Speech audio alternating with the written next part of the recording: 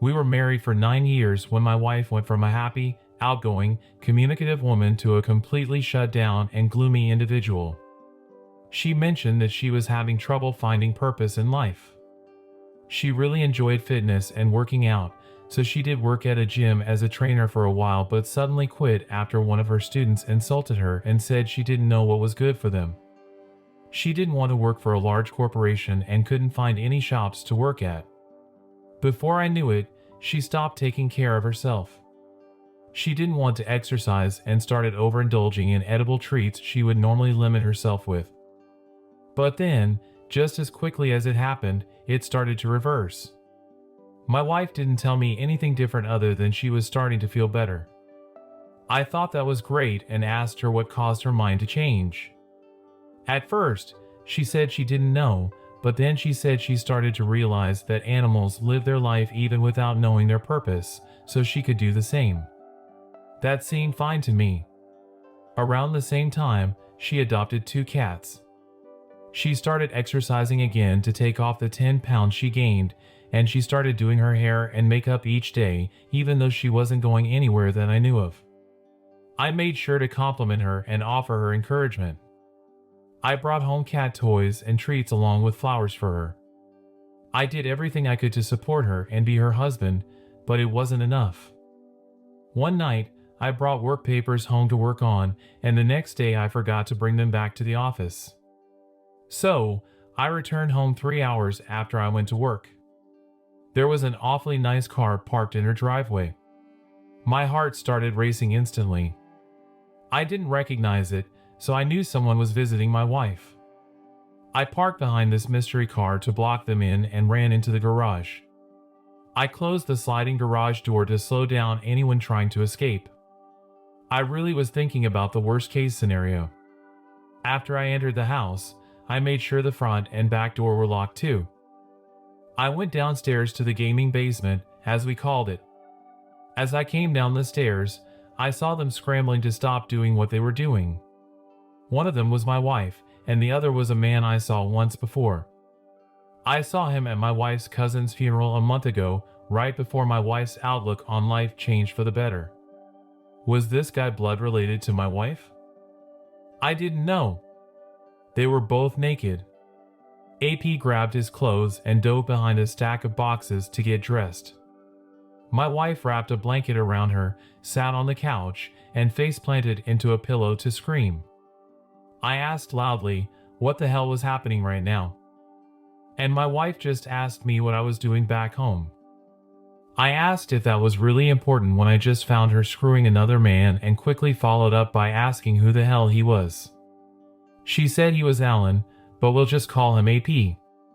They met at the funeral we went to, and they weren't going to have sex, they were just going to make out for some innocent fun.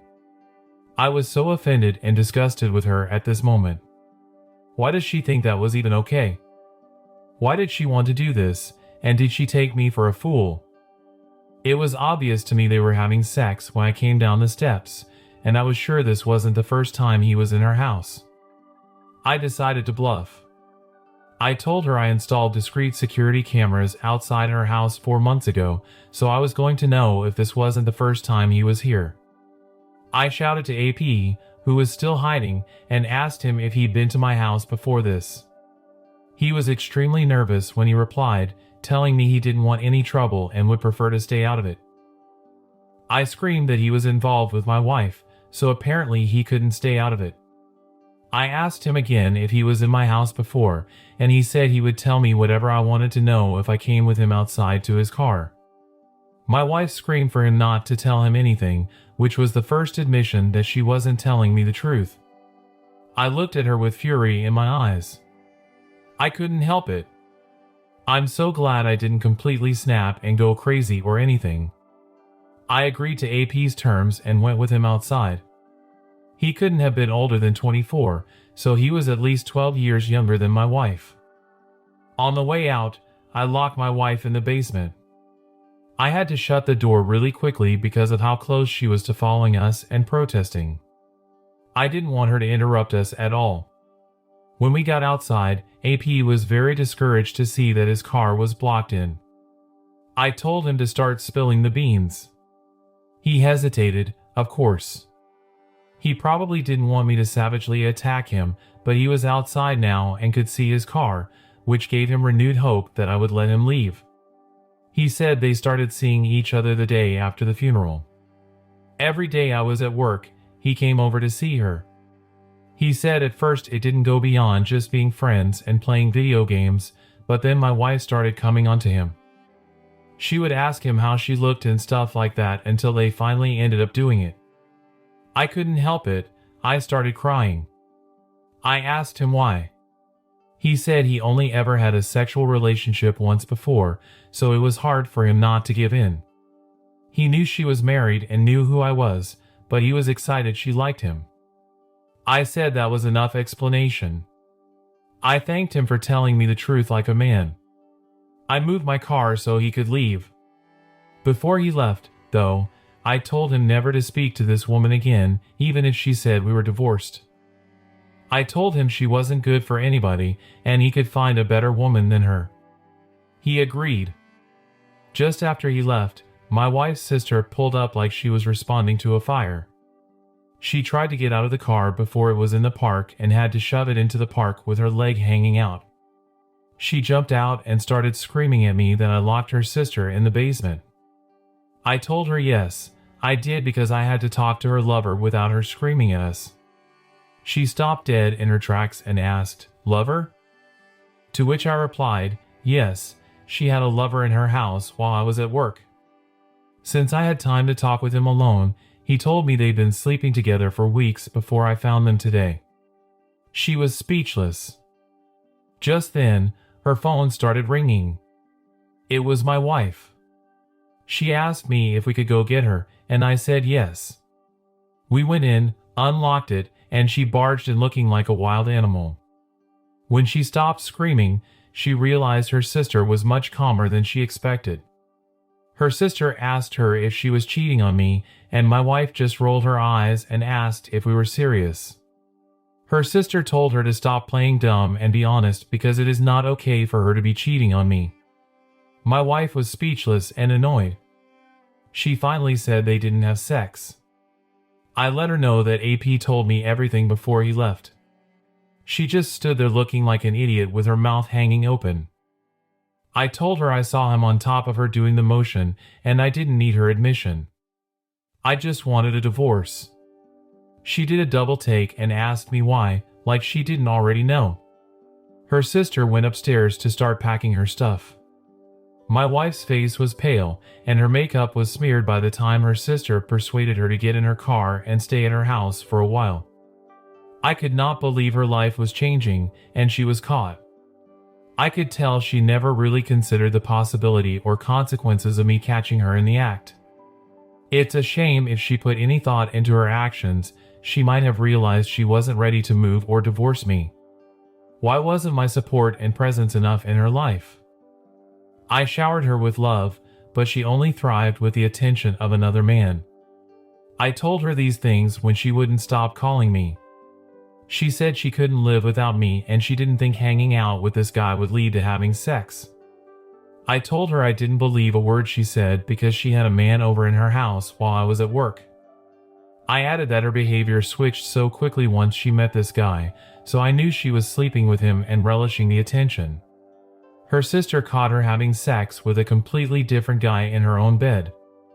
That was obviously insulting and upsetting enough that she kicked out my wife. By this time, our divorce was final, and I got to keep my house. 9 years ago, I had my wife sign a prenup in my favor, and since I was paying for the house and she didn't think we were going to get divorced, she signed it. I don't know where my ex is now. I haven't heard anything about her, and I'm extremely glad we never had children. I've since started dating a new woman, and we've been together for 1 year. I'm taking it slow and only have my girlfriend sleep over for short lengths of time.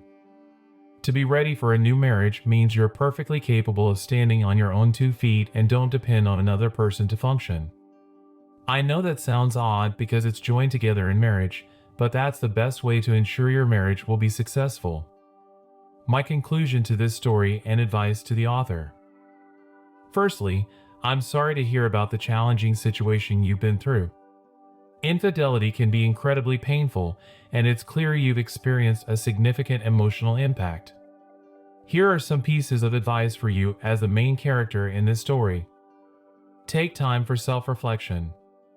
Before diving into a new relationship, take some time to reflect on your own emotions and healing process. It's essential to understand and address any lingering feelings from the previous relationship before fully committing to a new one. Seek professional support.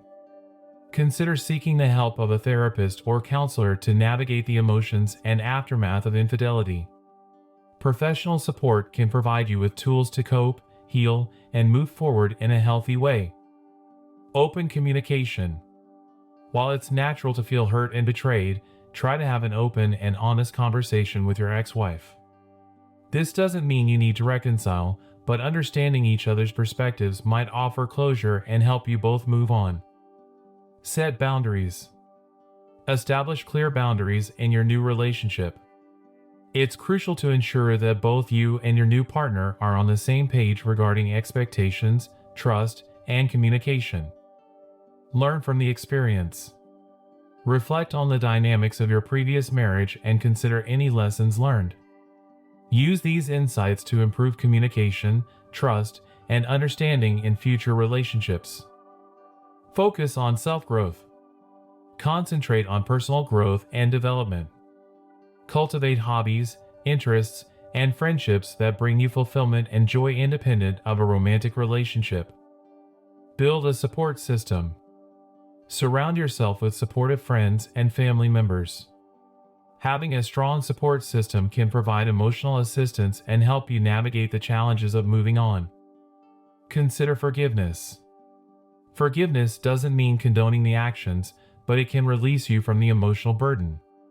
Consider forgiveness as a way to free yourself from resentment and anger. Take it slow. It's great that you're taking your new relationship slowly. Allow time for trust to develop naturally and make sure you're both comfortable with the pace of the relationship. Focus on yourself. Ensure that you're not defining your happiness solely through your relationships. Rediscover your own passions and pursuits and make sure you're content on your own before fully committing to someone else.